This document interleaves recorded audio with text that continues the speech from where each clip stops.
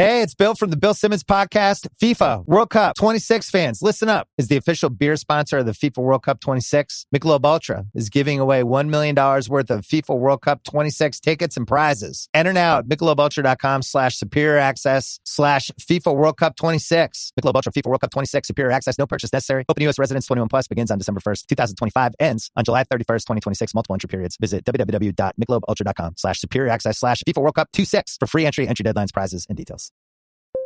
When you need to build up your team to handle the growing chaos at work, use Indeed Sponsored Jobs. It gives your job post the boost it needs to be seen and helps reach people with the right skills, certifications, and more. Spend less time searching and more time actually interviewing candidates who check all your boxes. Listeners of this show will get a $75 sponsored job credit at Indeed.com/podcast. That's Indeed.com/podcast. Terms and conditions apply. Need a hiring hero? This is a job for Indeed Sponsored Jobs.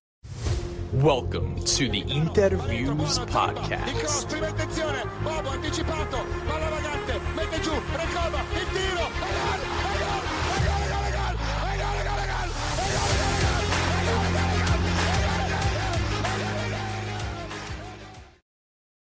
Welcome, Interisti, to episode 208 of the Inter Views podcast. We are here for the post-saga reaction. Marco Palestra heads to Chelsea in a huge deal. Inter's number one target. Plan A. Off the board. Pretty less than ideal way to get things started after what was, the euphoria to end the season. And things are pretty dour in the Interverse. So for today, what I thought was best for us to do as one half through co-hosting duo Alessandro, joined here by Paterno, is to play a game. Spin the wheel. That way we can make sure that we cover all the different topics, because you know what I wanted to avoid, Johnny? I think there's a lot of rage on both of our parts here about how this played out. This strange kind of hope that things would be different, and continuing to just act strange, very, very strange in the Mercato. So we'll go over all of it. You got any initial first things first you want to talk about before we dive in here? Yeah, I guess first things first. I think we as a fan base need to understand that this is going to be the situation every year, every Mercato, every transfer window, whatever you want to call it, as long as we have Piero Ausilio running the show with Marotta. I think as long as those two are there, they have a sense of arrogance that because I don't know if they think because we're the champions of Italy or the best team in Italy, that teams should bend to our requests, and do whatever we want. So do not hope for anything. Expect the worst every single window, and you'll never get hurt again. Yeah, I mean, that's part of it for sure. One of many different parts that we will get into. So let's start it off by kind of summarizing this saga and what happened. And I'll try to do it at a high level because we've been getting updates on this thing every day since April. So at a very high level, Inter identified at their right wing back position post Denzel Dumfries that the guy they wanted was Marco Palestra, 21 years old, owned by Atalanta. Good season at Cagliari. The numbers will tell you one thing. The eye test will tell you another. Potentially generational wing back as far as the talent is concerned. Obviously, he has to come through with it, and people argue about valuations and so forth. But I think the official stance of Interviews pod, you can stop me if I'm wrong on this, is that Marco Palestra is a supreme talent, and could be a generational right wing back. Is that fair to say? Okay. So Inter targets him, pursues him, explicit request from Kivu to go get him. We have to deal with Atalanta, who, we've dealt with in recent times, and they act a certain way on the market. And it seemed like we didn't really change our strategy as far as how we were going to go about dealing with them, which is frustrated. But ultimately what happened is we made a verbal offer that was really off their valuation for the player. Last week, according to reports, it seemed like another conversation was had. We were much closer, and this thing was close to being done in a space of what felt like 1 hour, but it was probably, behind the scenes, 72 to 48 hours here. Chelsea came in, and we'll talk about how they did so, but they came in with an offer that not only blew Inter's out of the water, tough to compete with some of those numbers, but also just in terms of the wages and what the player was getting, blew us out of the water. And that's all I'll say about the saga for now. It seems like, we have the here we go, and Palestra is at Chelsea. The reason why I'll say that's all I'll say about that for now is because we have a lot of different angles to target as far as this deal, and I want to go ahead and do so. So this is how I decided it would be the best way to go about it. We do this spin the wheel with a number of different topics regarding this saga, and we basically, we'll spin it, and whatever comes up first, we'll talk about that, and so on and so forth. Some of it may feel out of place, but at least we'll have a little bit of fun with it, and we'll know, these are the things that we want to talk about, and we'll get to each of these things. You good to go? Yeah. You see the screen? I do, yeah. All right. Click to spin here.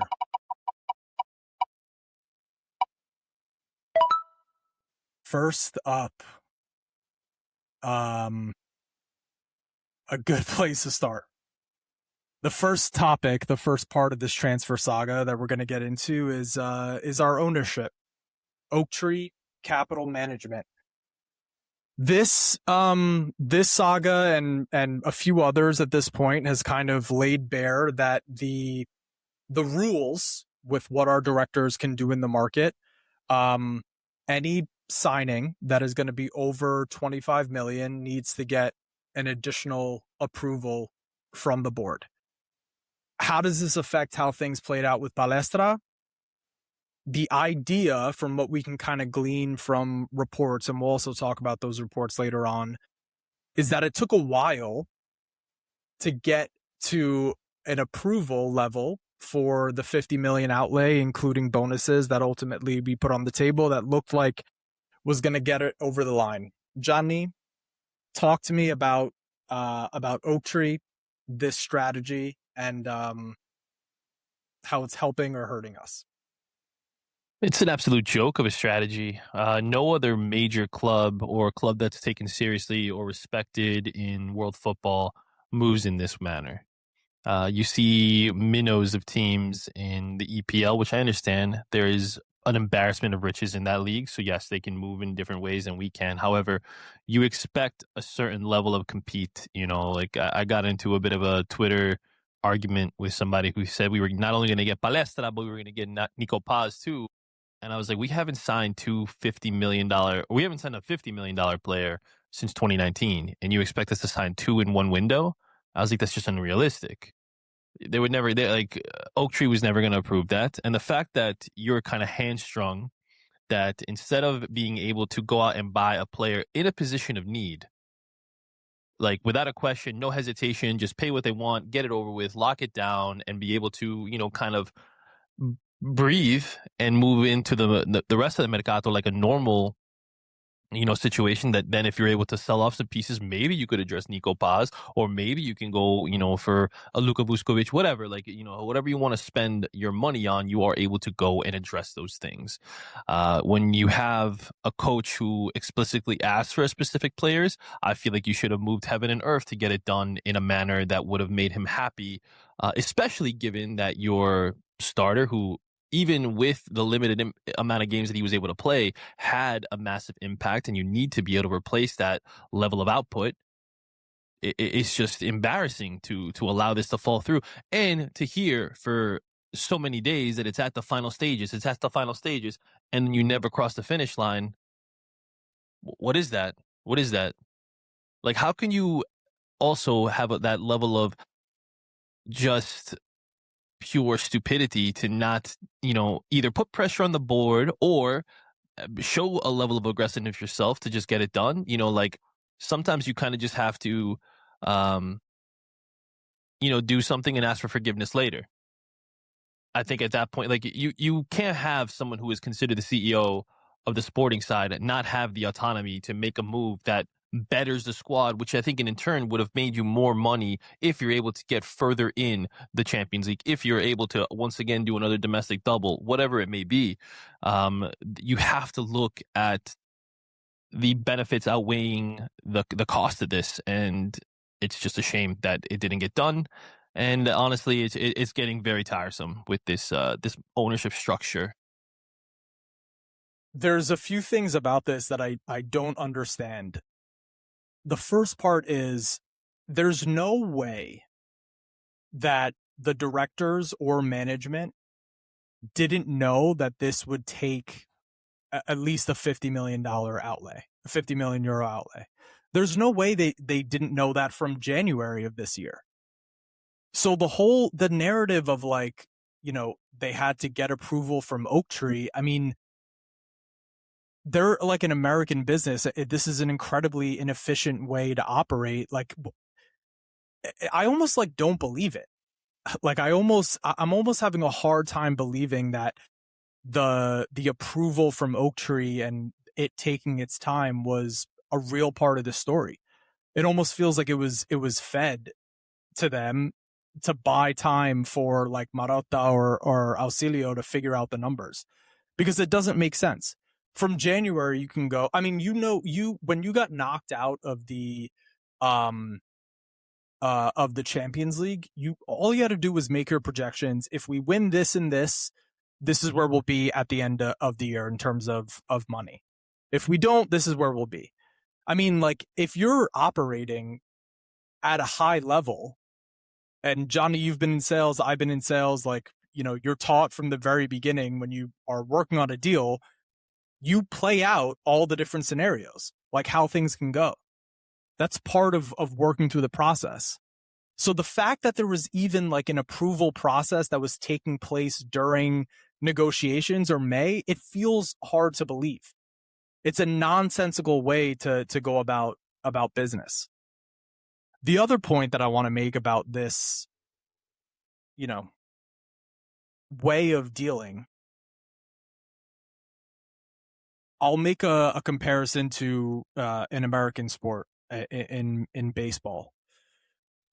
There's a general manager, director of sports, same thing as Marotta. He works for the Mets right now, David Stearns. His philosophy is that you don't pay starting pitchers in free agency, which is a period where players are available to be bid on by every team. Okay, well, if you don't pay for those players, those premium positions in free agency, you don't get them. That's just how it is. So don't bother attempting to go after quality players that that are going to cost a certain amount. Don't waste the time. The time is now wasted.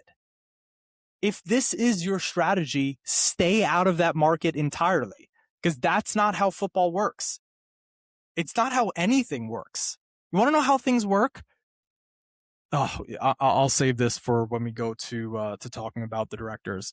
But either way, as far as level of club, and level of competitiveness of a club in both European competition and in their domestic league, Inter has to be the highest level of competitiveness that has this kind of structure. 100% every team has a structure where they have to go to ownership in order to get approval for a certain outlay.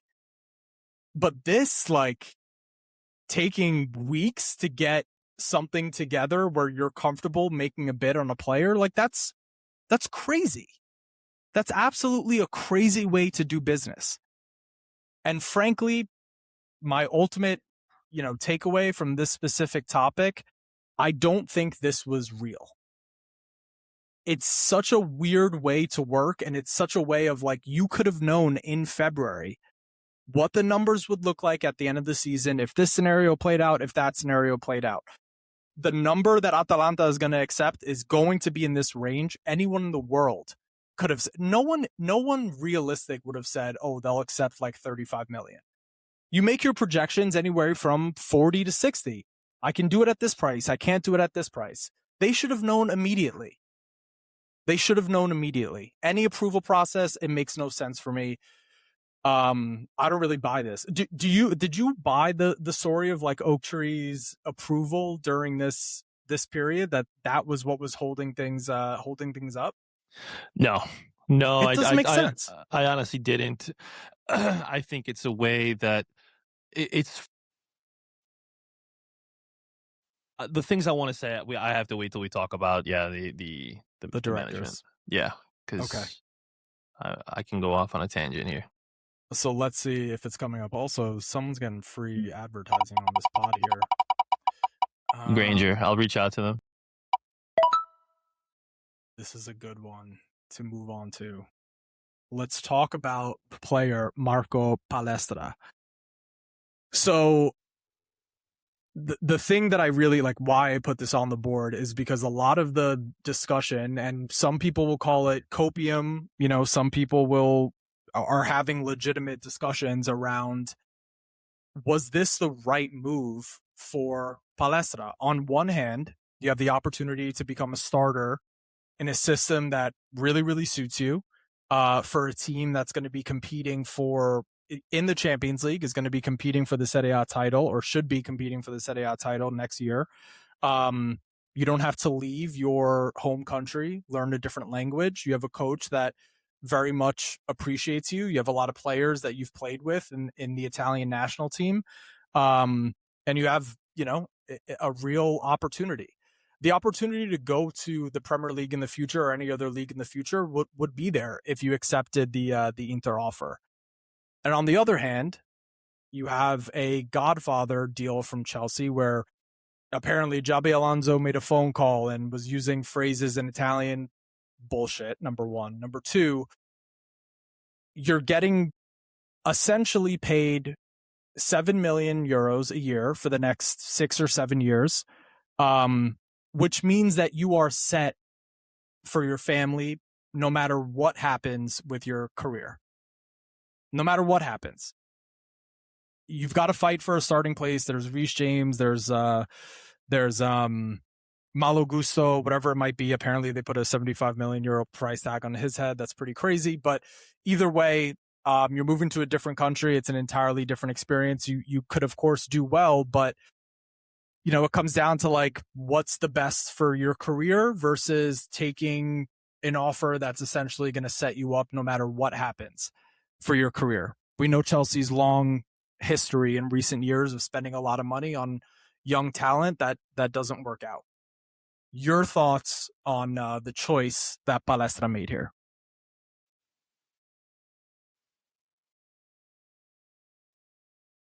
In my opinion, you essentially just moved to the Cagliari of England right now. That they finished 10th behind the likes of Sunderland, Brighton, Brentford. That's pretty pathetic given the amount of wages that they're paying players, the amount of money they've invested into the squad. The amount of coaches they've had in the past several years. It's a joke. It really is. And you can't honestly tell me that there's anything that entices you about, one, the Premier League, two, playing for Chelsea outside of the money, really. Like, there's just nothing there. Listen, I appreciate Xabi Alonso as a manager. I loved what he did at Leverkusen. I think that was extremely impressive to have an invincible season and have a domestic double. Deserved more at Madrid. Yeah, like I think that they sided with ego over a club legend. Really, I mean, I think it's safe to call him that. Yeah, listen. I don't buy that he was speaking to him in Italian.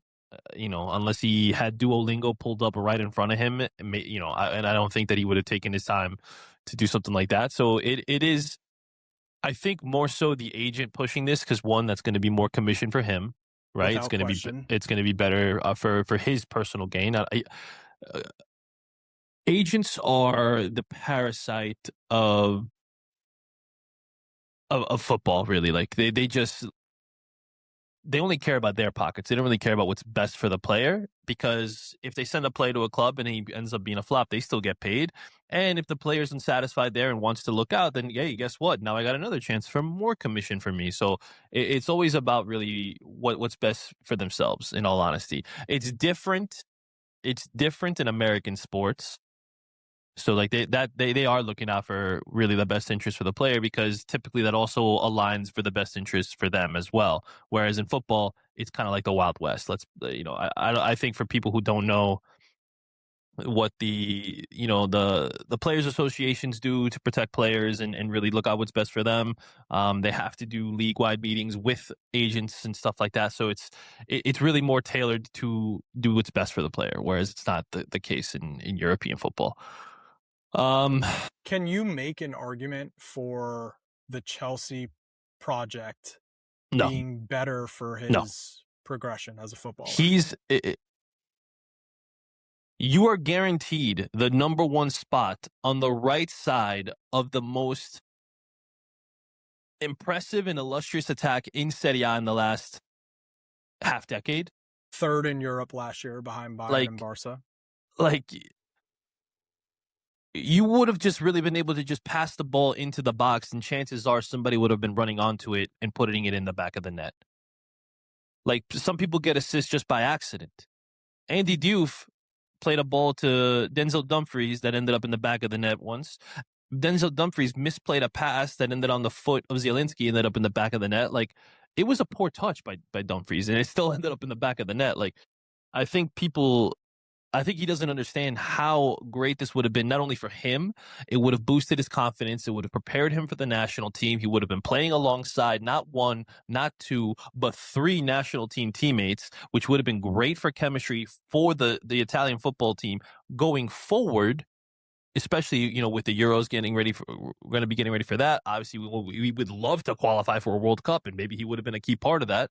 So it's like, do we not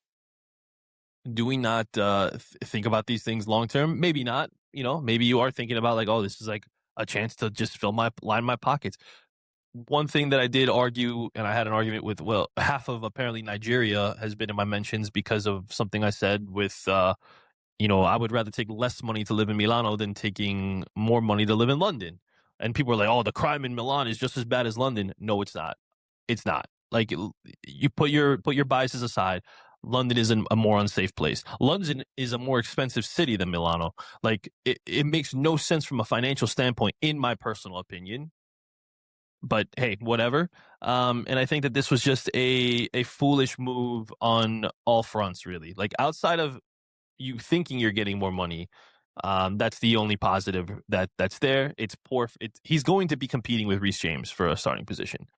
Or there's even conversation that the reason that Xabi wanted him was because he wants him on the left to invert. Cool. All right. Hope that works out for you then. Like, if that's the case too, then yeah. And then that's just going to damage him for the national team, because he's not going to be playing inverted. It's going to be either Di Marco or Udogie on the left. So, really, and he had really no one that was blocking him on the right side. Like, going forward in the future for this national team, it really was his spot. Maybe Michael Kayode would have been the only person challenging him. And that's it. it makes no sense from a purely sporting standpoint to go to Chelsea. But hey, it is what it is at this point, you know? I when you talk about like advising a player, like let's just play out these two paths here. At Inter, you're not blocked from that as an agent. You're not blocked from that big commission in the future. We are the kind of team that a big offer comes in, you would get sold. That is what it is. It's not like going to Inter means that you're there forever. But you do have the benefit of staying in your home country, and you do have the benefit of immediately stepping into the starting lineup at one of the best teams in Europe. With the argument that I can make, if I was trying to make it, is that if I'm his parents or if I'm his agent, I'm essentially looking at this as like, it doesn't matter what happens with his career, because the second we sign this contract and we're good. Like, he can get injured, knock on wood, I would never wish that, but something could happen, like, what we saw with Leone, and the offer puts him in a position where it's like, it was 800x what he was making at Cagliari for like 6 or 7 years. You're done. And that's why, for me, it becomes like, I understand why, as a family, maybe you choose to do that, despite the fact that you also may be sentencing your son to like really struggling in a country that maybe, he doesn't want to be in. We saw Tonali is, there's talk of him not wanting to be in England anymore. And, what's happened with Calafiori and what's happened with a lot of players that, eventually chose to not go to Inter, how things have worked out for them. But, you essentially are choosing, like, it's over today as far as our financial future. We're all set. Whereas, with Inter, it was an increase from like from 300,000 to 2.5, which is like a really good wage. But, there should not be any expectation that you were going to get 5, 6, or 7. You'd be then making more than Thuram, the top 5 more than Hakan, the top 5 players on Inter. Like, you'd be in there, which is not reasonable for Inter to do at that point. We'll talk about the transfer strategy, but I'm saying, like, that's not reasonable. We were offering a really good offer from a sporting perspective and your career perspective. Chelsea offered, you're done now. You're all set. Whether you get into the team or not, you're good. So, what choice do you make? They decided to go for the cash. And that's not to say that he's not going to have like an amazing career at Chelsea. It's just like, at the end of the day, I would have a hard time thinking that the decision came down to, Chelsea is the better sporting project for my son. It's not. It's the better financial project for sure. So, seeing reports like, what Chelsea came in and we left it up to Atalanta. Like, not really. If you left it up to Atalanta, you made your decision. That was the decision.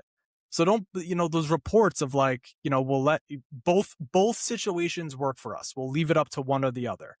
It's like, no, that is making a choice. That is making a choice.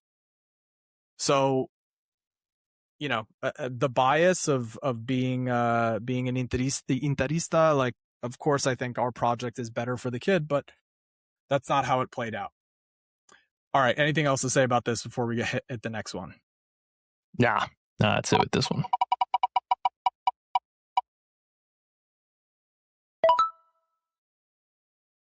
Man, these are all bangers, huh?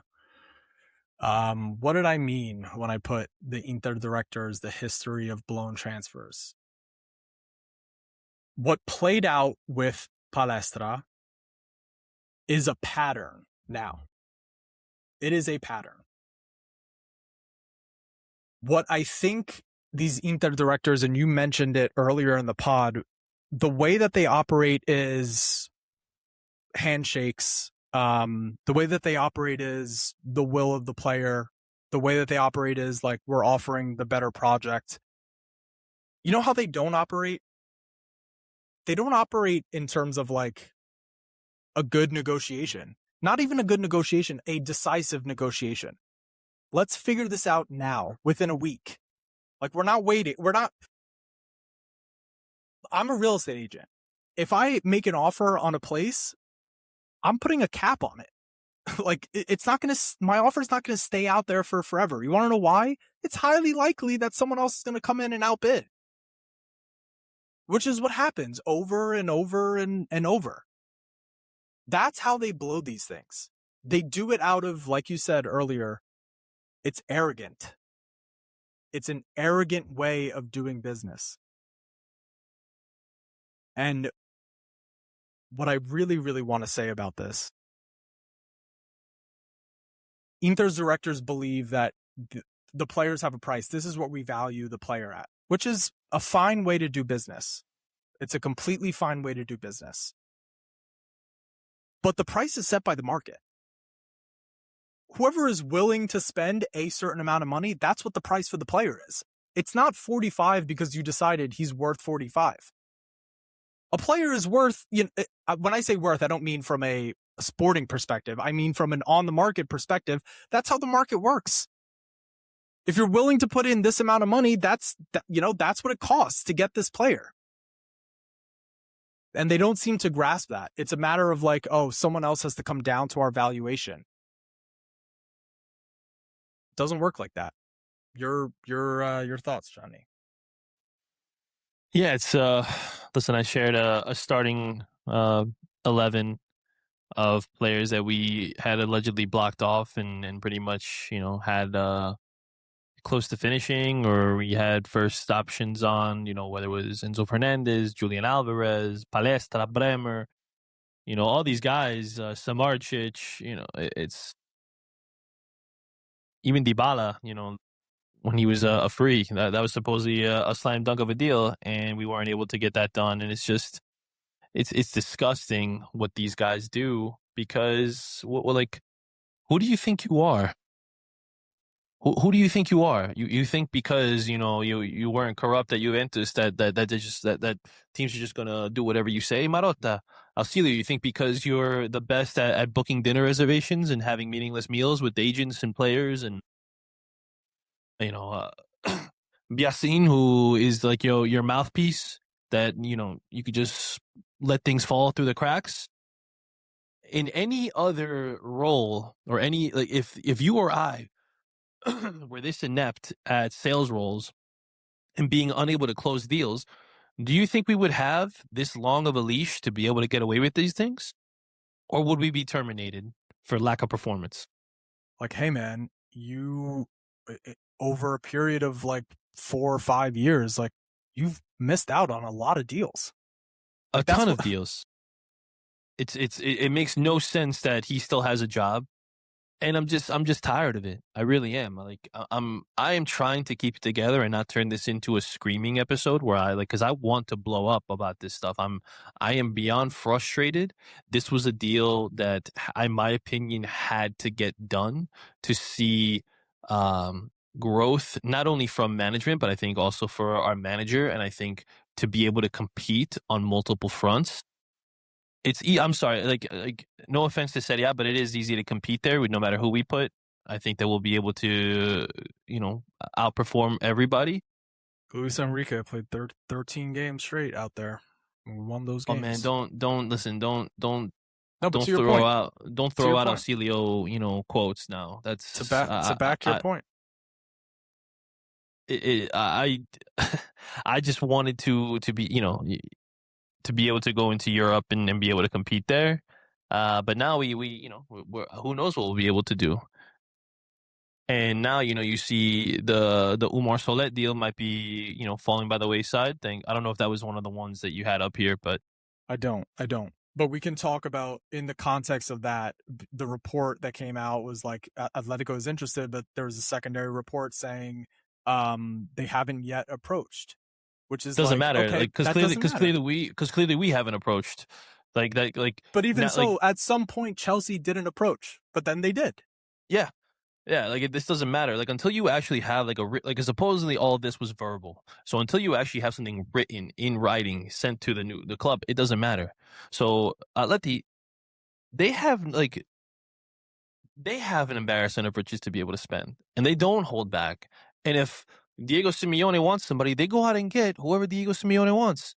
They don't beat around the bush. They don't waste time. They don't play footsie. They don't say, "Hey, here's my offer." If they're like in my opinion, if you had this money for Palestra, what should have been done immediately, is you wrap up Soler and you wrap up Curtis Jones, and you We're gonna pay talk about that. Okay. Well, okay. Well, then I won't continue. But it's just, yeah. I really think the main takeaway is like it's not just about that there's a history of like blown deals, because the rebuttal to that would be, okay, well, look what happened. Those deals got blown and, we continue to put together a competitive squad. Okay, fine.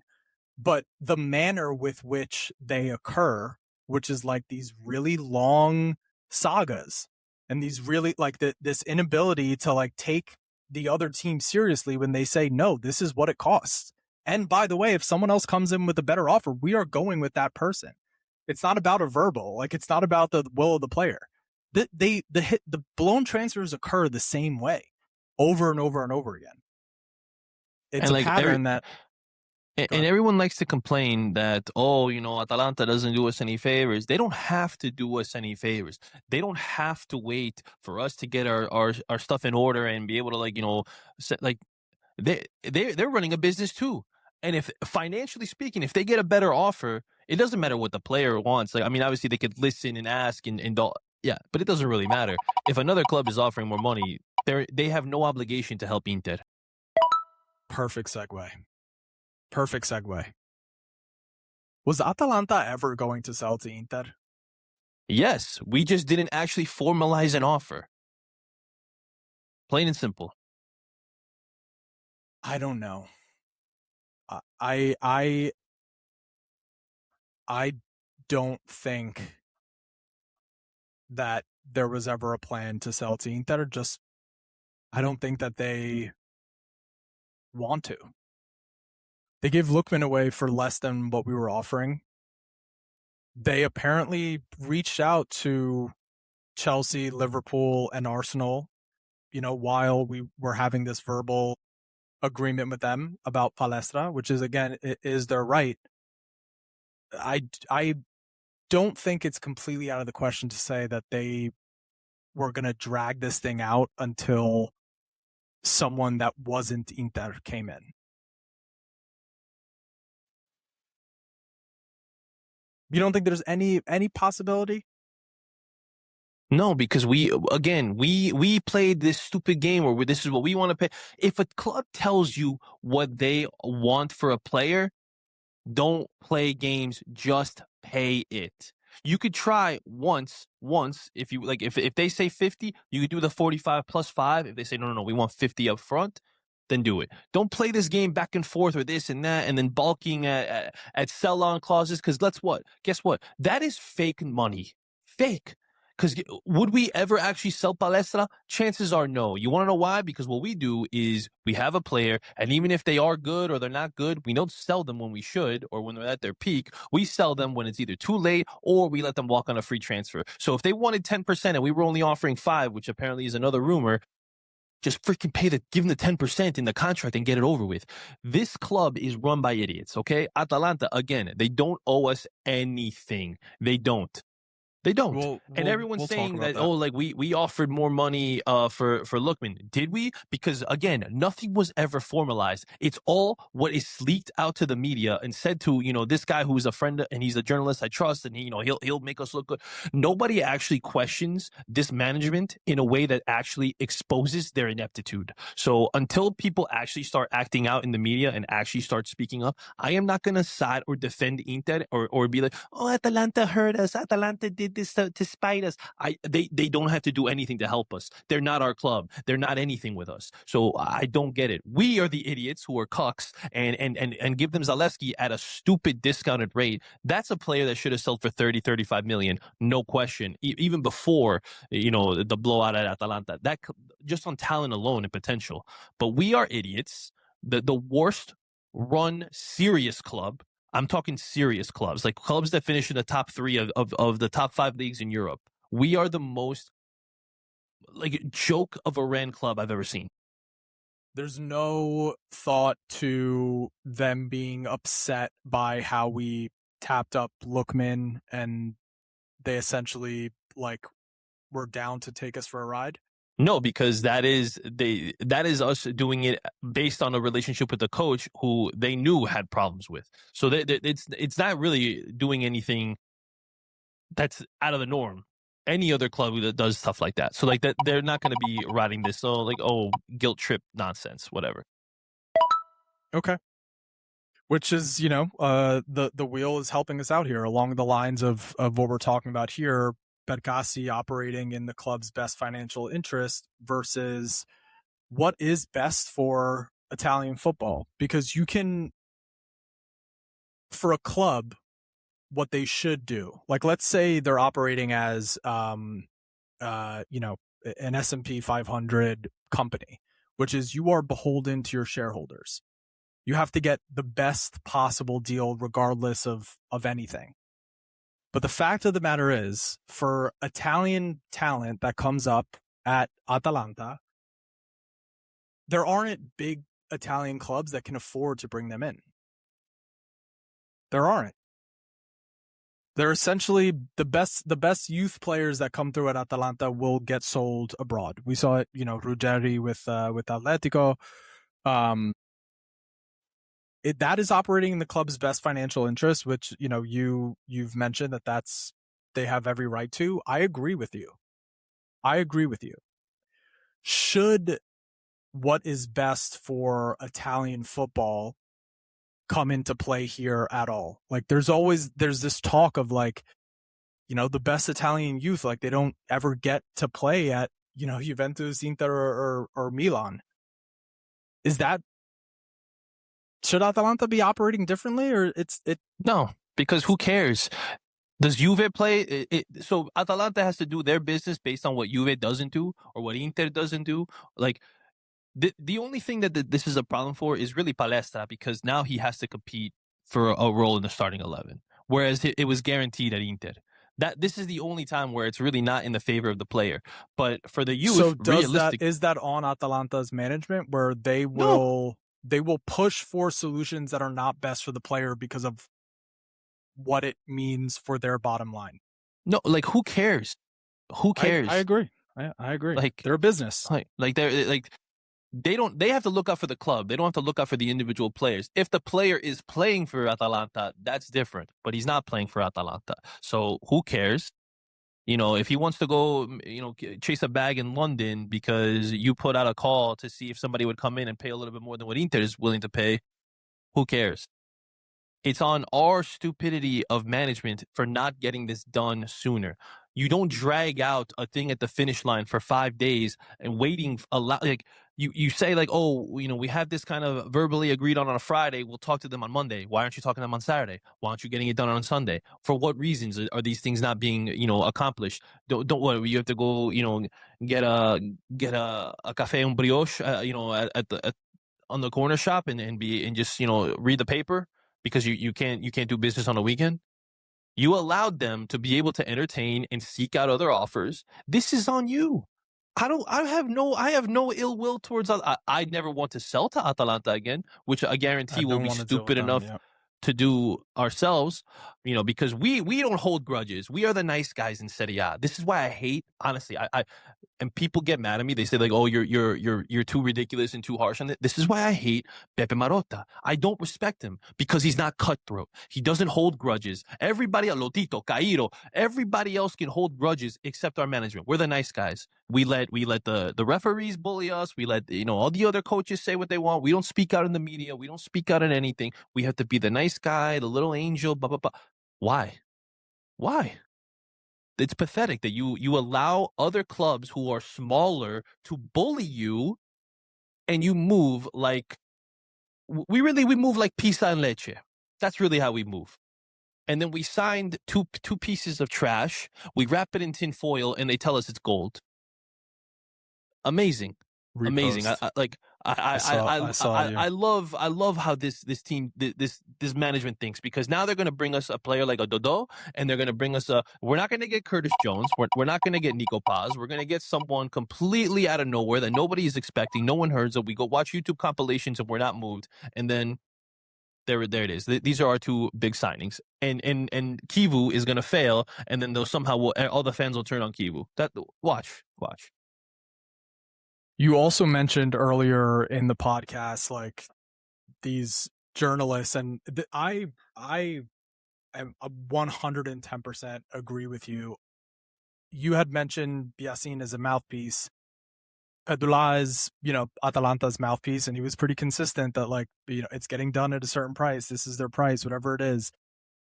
But for these football journalists that, like, they don't have actual updates, like, Chelsea, they were offered to Chelsea. Palestra was offered to Chelsea. It had to be like at least a week ago. You don't hear anything about it until like the day of. Want to know why? Atalanta doesn't want Inter to know. They knew they weren't going to increase their offer. They didn't want to, give Inter the time to like try to, get in Palestra's head. Like these football journalists, I think that this is more of like a conversation for Interisti to understand when they're like reading these market updates every day, which is like part of the reason why I don't really tweet about any of these updates, because none of it is real. None of these journalists actually know what's going on. You want to know what they know? They know what they're fed. And what they're fed, sometimes it's bullshit. Sometimes it's not real. Sometimes it's just what people want out there. They are useful idiots. Personally, the only one I trust, honestly, like, because you don't see him tweeting nonstop. He puts out literally actual news when he actually gets facts, is Gianluigi Longari. Everybody else, in my opinion, whether it's Shira, whether it's Pedula, whether it's Di Marzio, is the biggest fraud of them all. I mean, obviously, Romano is the biggest, I should say. Yeah, Romano is the biggest joke of them all. Di Marzio just, he regurgitates the same things, but he just, you rewards it or moves a word, 3 spots down and another one 2 spots up. Rewording is crazy. Like, it's the insane. Same report for the over same and report. over. That's what Di Marzio is an absolute expert at. Pedula, like he doesn't really like. I shouldn't really rip on it. I do like him. He says what he is told the way that it is. Like he does. And it didn't take a genius to figure out what Atalanta was thinking, because Pedula was saying what they wanted, what they were thinking, yep. Everything. And when he talked about the same thing with Bremer, everyone got mad at him when Bremer, like, because he said Bremer was close to Inter. Blah, blah. He's like, they were close to Inter. Inter just didn't finish the deal. That's on that. Like, he's not lying. But everyone defends Di Marzio and Romano, but they go after Pedula. Like, are you insane? And like Biasin, I can't stand him. And then the aggregators drive me insane. I'm talking about like Ricky Diana and Mari and like they drive me insane. Yeah, Guado, like, it's just Guado's another one I can't stand. Perfect.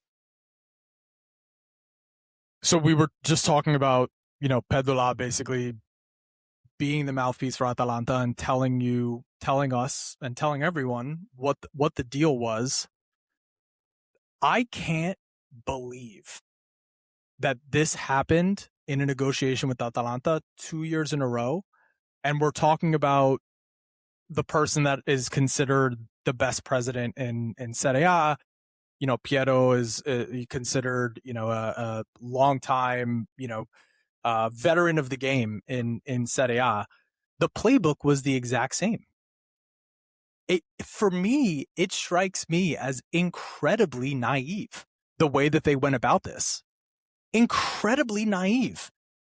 Hope is not a strategy. They acted as if the players will plus our valuation, it's going to get it done. Guess what? Lookman wanted to come to Inter. You valued him at a certain amount. It didn't matter. It did not matter. This is the part to me that for me, is the biggest failure. The biggest failure. Something happened last year that gave you an insight into what dealing in a situation with a specific club, with a specific president, a specific director, this is what it looks like. Adjust. Maybe you can't hit a certain number, maybe you can't, but adjust. Maybe it happens for this amount of time, whatever it is. We watched the exact same saga play out. Did we not? Was it not the exact same thing? Exact same thing. Yeah, it's you are an absolute idiot if you continue to deal with a club like Atalanta. You move in the same way. You know how they react and how they respond to things and what their demands are, and you try to play this, the handshake game of chicken with them too, where it's like, all right, you're gonna bend to what we want, and they're saying no, you're gonna bend to what we want, and neither of you do anything, and then they have all the power, they have the player that you want, you're not chasing anything. And it's not Lookman that's running out of contract either. And in the middle of you trying to get Lookman, you give them a player at an insane discount in the sense of what the actual value of that player should have been. And instead of using it as a negotiating tool to get the player that you want, which anybody with, I don't know, 2 working neurons in a brain would have been able to come up with, you give it to them and then they're like, oh, thanks for that. We don't owe you anything. Like absolute moronic moves. And I really wish Roma would have stolen Auxilio like they were trying to do for a few years, because this guy is absolute garbage. And who knows, maybe we could have got Carnevali. Maybe we could have got somebody else. Like there's so many other better sporting directors out there. And I'm sure there's even assistants of sporting directors who are, waiting for their opportunity to step up and have this, where they would be the aggressor and not allow themselves to be pushed around. And if they do know their limitations within the market, they would probably only target players within that price range to avoid these types of scenarios altogether. I would feel much better if you told me, hey, we could only get guys like Solet or guys like, I don't know who else could be valued at 25 million right now, but like, yeah, whatever it may be out there, that this is it and this is how we're going to move. Or we're going to find the next best thing in Argentina. Be ready. We're going to have a ton of scouts there, and we find the next Enzo Fernandez. We find the next, Nico Paz, whatever the case may be. But no. We have to give these pipe dreams, or, have a manager ask for one specific player. One player. He's not even asking for 3-4 pieces. No. He's asking for one, and you drop the ball yet again. Marotta, I'm going to hit you so hard across the head one day, your eyes are going to be straight, because I am tired of you playing this stupid game where you do these smoke screens and you try to be cute in the media and funny. You're not funny. You're not witty. You're not original. You play the same stupid games that Allegri plays, just in a more, I guess, adult manner. And then Auxilio, another one, bro. Listen, how about this? How about you just go work at Resi? Because clearly that's all you know how to handle. And, maybe just become a food blogger or something, because you can't close deals. You've sold, listen to this, in all his time as a director at Inter, 6 players you've sold for 20 million or more. 6. Kovacic, Kondogbia, Lukaku, Onana, Hakimi, and, oh my gosh, who am I forgetting now? I can't even remember. But, okay, I gave you 5 of the 6 right there. You're going to tell me in all the time that you've been at Inter, you couldn't sell anybody else for more? Not a single person? Bro, you're the worst sporting director in the history of Italian football. Forget about, take away the trophy, because he didn't win trophies. The players on the pitch did. Okay? And honestly, we probably don't even have some of the trophies that we have had Antonio Conte not been such a bull in the china shop to get the players that he wanted. It's time to a real club and real ownership would have gotten rid of Auxilio 2 years ago already. It's annoying. And part of this naivety that I was trying to get at here is that in Serie A, there's so much put on dealing with people that know the league and veterans of people that have been through a lot of deals. Okay. But that gets you two things. One, the same exact deal plays out for every single player. They even talked about like counterparts for Palestra in this deal. Like, this is the same exact playbook when you're negotiating for every single player. Guess what?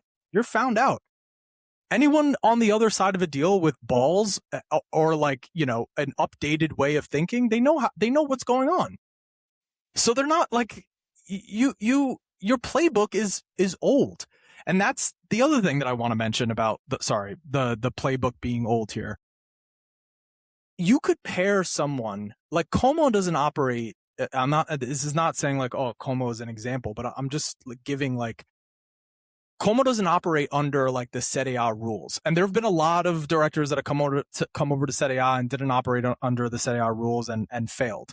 But like pair Beppe, who has his way of doing it, with someone who is not of the same exact way of thinking, that can say like, hey man, like this is how it's going with them. Like, this is not the way to do it. Like, we need to change the approach. Something needs to be different. You get what I'm saying? Yep. No. Yeah, I get it. But to stay with the same group topic, there you have, first of all, the stupidity to put the release clause that you did in a Denzel Dumfries contract that was so easily to trigger. It's pathetic. And to not move with haste, knowing that clubs are going to be like, well, they're desperate to find their replacement. We need to, you know, lock it in or whatever, run up the price, whatever. Like, let's make them work for it. You to not move quickly and get it done. Like, oh, you want 50? Boom, here's 50. Get it over with. Like, or if I mean, I don't know how they could have structured the deal. I don't know if they could have found a way to do 25 and 25. Like, and split it up. There's going to be another topic that this is all going to be touched on. All right. Well, the fact that you just don't get it done is pathetic. And congrats to Real Madrid, because not only did you see, like, honestly, they really sprung this whole thing. You got Dumfries, took that from Inter. You paid the release clause. Then you bought Cucurella from Chelsea for 60 million, basically giving them the money they needed to go and buy Palestra. So all because we were idiots and put a release clause of 25 million euros in Denzel Dumfries' contract. What a joke. All right, Chelsea transfer strategy. The release clause for Dumfries, just to comment on that, like that, I think that's more like the player wanted that in there, and it is what it is. But you could put a release clause, but I think you have to negotiate a little bit more of a price. You didn't even double what you paid for him. I think the thing that the best point that you were making there is the pivot, right? And we'll talk about that when we get to this other one. Like, let's just go to Chelsea's transfer strategy here. There is a one. Can we just move on? This is more. I feel like I put this in because I have something to say that Chelsea fans who I know are in your mentions. It's not project for project. Okay? It isn't. You want to know what project for project would be? If you offer, a better terms to Atalanta, that helps you seal the deal. But when you offer like 8 times the wages that Inter is offering, that's not, oh, he chose the better project. I'm sorry. Like, that's not. That's crazy to think that it was about the project. Comparing similar projects is, this guy offered me 2.5, maybe they offered me 3, this guy offered me 2.5, 2.75. Like, that's when it becomes on the player to like question, like, okay, am I going to leave money on the table here for a different project? Or is this money worth it because that is the better project? When you're offering however many times what Inter was offering, it's not about the project. So stop bringing that up. You made a Godfather offer, which is within your right, but don't make it about, oh, we're a bigger club. What are you talking about? You finished 10th. You're not even the biggest club in your own city. Like, enough. Yeah, you got to watch Arsenal go all the way to a Champions League title and win the league. Enough out of you. And you spent billions under this owner, and you have an American owner too. And your shits doesn't smell too good either. You won the deal because you made a fucking crazy offer. Sorry, crazy. Palestra's Go ahead. I was just gonna say Go ahead. No, I was going to say the same thing that you're going to say, so go ahead. I was just going to say he's a really good player, but he's 21 years old, and he was offered something that was in line with, the right career progression. You guys didn't offer that. You offered something in line with like the best right wing back in Europe. Like, come on, give me a break. It's not a transfer strategy. And also, apparently, you wanted Wesley first, and Roma didn't, whatever. So you pivoted to Palestra. Like, enough. This is not a strategy or a project. They have no strategy. They have no strategy. They have no clear project. It is an absolute joke. Okay. This is probably the biggest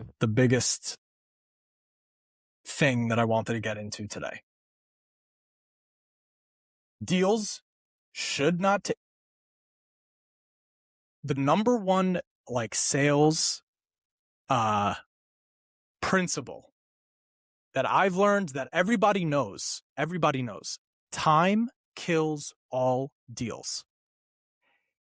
You knew what you had on the table, what you were able to spend. And if you didn't, that's a problem. But I'm going to go with you knew what it was, and you were counting on time being an advantage for you. People getting frustrated, whatever it is. Time kills all deals. If you couldn't wrap this up within a week or 2 weeks of negotiating, cut ties and move on. Because guess what? You spent a month and a half, 2 months working on this, and you have nothing. And if you were going to take the strategy of, this is our plan A, we're going to go for it hard, you know what you have to do? You have to be talking to other clubs and being like, hey, we may pivot to this. What's it going to take? Have a deal in place, a framework, so that those 2 months don't go to waste and you're starting over from scratch. They may have that, but it doesn't look like it. Was the plan B really Dodo at 15 million euros? What is this? What is this extend? No one operates like this. You know what you have. You know what you can spend. If it doesn't get done, don't hope for the best. Don't hope that time's going to be, that's never how it works. You want to know what happens when you take this strategy? You gave Atalanta all the time in the world to say, I'm going to get someone with big, deep pockets to come in for this kid. They, like I said earlier, they reached out to Arsenal, Liverpool, Chelsea bit. You don't think there's dumb enough clubs out there that you can sell to? I'm not saying that this is a bad deal for Chelsea, but I'm saying the time works for the selling team. They know that there's a market for a 21-year-old really good right wing back. It's not working in your favor, player Will. What are you doing?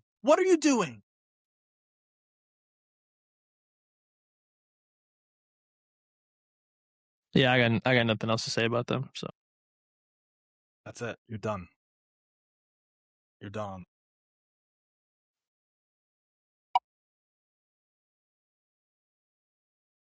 Last thing, the Interisti Mercato reactions. I put player over club.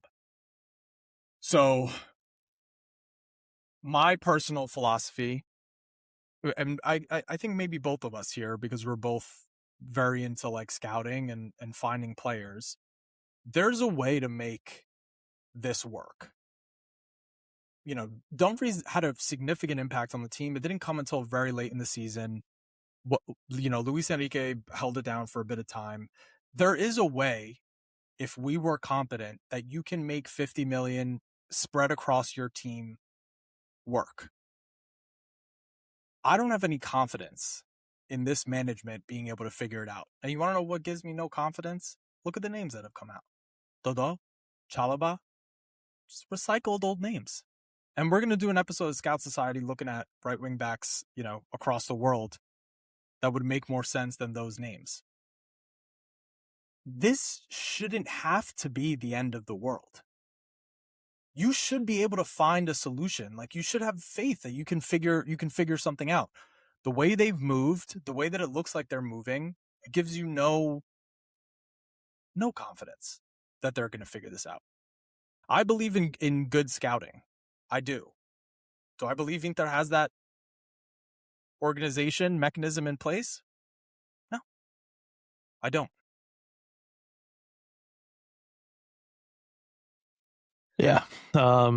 Yeah, same names, same garbage, same trash, and we're just gonna be fed, shit until it's dinner. So I don't even care anymore. I'm kind of pissed off now that we keep talking about this. So I can't wait to see what trash gets spoon fed to us and what lies get spread out. So I'm over it. I'm already over this Mercato. Like I don't even care.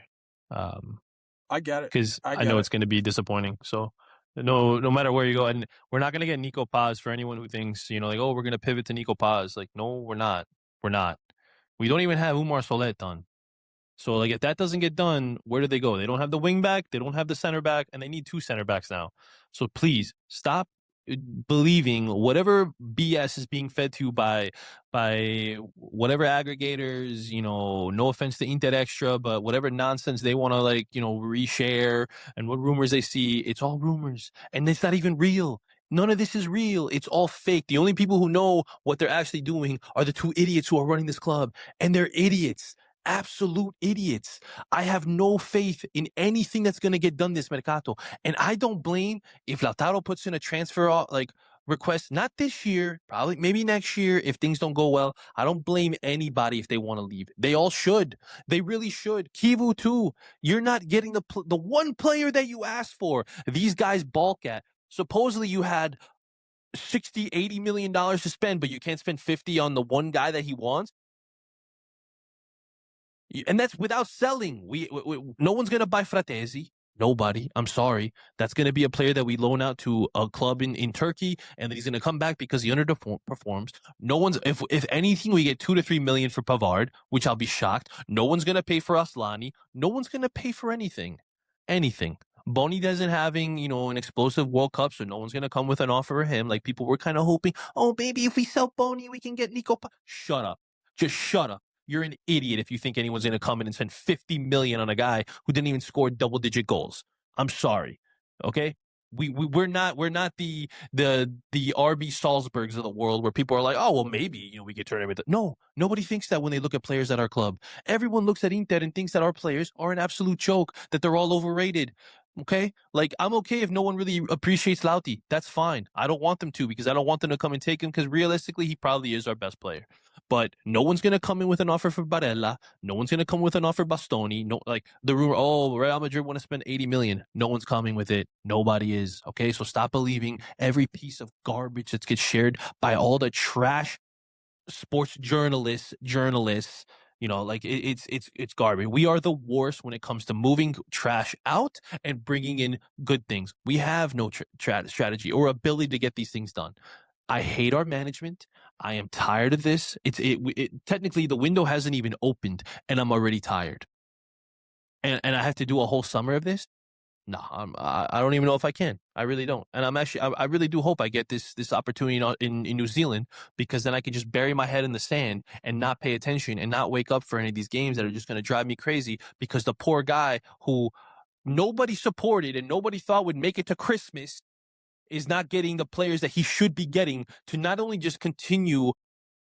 We should have had 7 or 8 straight titles, and we only have 3 because of the ineptitude of this management. Inability to sell players for maximum value, and I'm talking about the situation with Hakimi. I understand that we were in a tough financial spot, but you still should have got more than what you did for Ashraf Hakimi, the best right back in the world. And then you go play this stupid game with Lukaku and you don't lock down Dybala and you're like, I can go on and on and on about how poor these guys are at closing deals. And you want to blame Samardzic's dad for not getting that deal across the finish line? You know who was the idiots? Our guys for not just giving that small percentage, which then turned into a mountain because you gave time for them to think, time for them to change their mind. Absolute idiots. I hope that whoever serves Piero Ausilio his next meal takes a huge dump in the middle of the dish because he is a turd himself. Tired of it. I never want to see his smug face on my screen, that bald head. I want to beat 7 shades of shit out of him. That's how tired I am. Great rant. I got to dip. I got to meet a friend for dinner. I think we've said it all about Palestra and the saga. So we'll be back here, next week and see what else has come on. And hopefully we're not talking about another blown deal. We're talking about Dodo, baby. He's coming. Here we go. In the words of the great Roberto Scarpini, forza ragazzi, forza ragazzi, forza ragazzi.